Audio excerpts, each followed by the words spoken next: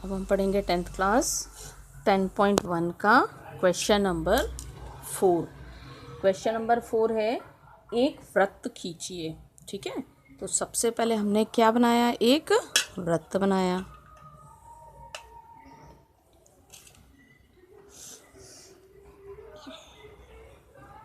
एक वृत्त खींचा, इसका मिड पॉइंट ये है ना, सेंटर पॉइंट, केंद्र, इसको हमने ओ नाम दिया। ठीक, अब क्या बोला आगे देखिए, और एक दी गई रेखा के समांतर दो ऐसी रेखाएं खींचिए कि उनमें से एक स्पर्श रेखा हो और दूसरी छेदक रेखा हो। तो सबसे पहले हमने स्पर्श रेखा के लिए क्या किया, यहाँ से प्रकार लिया ये, ठीक है, और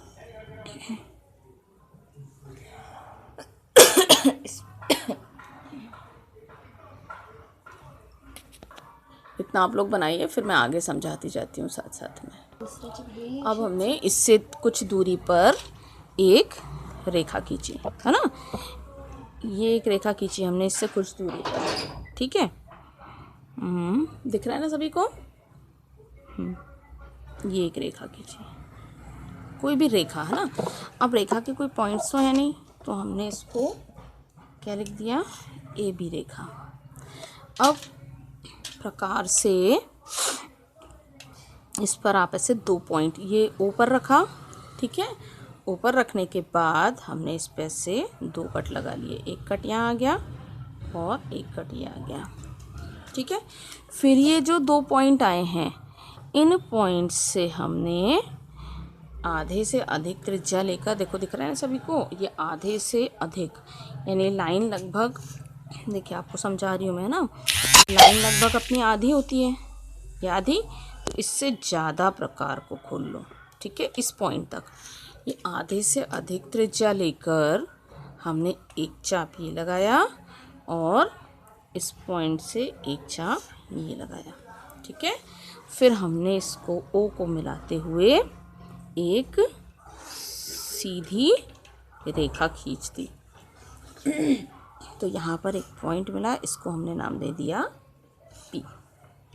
इतनी बात समझ में आई, इतना सभी बच्चे बना लीजिए अपनी कॉपी में, फिर मैं आगे समझाती हूँ।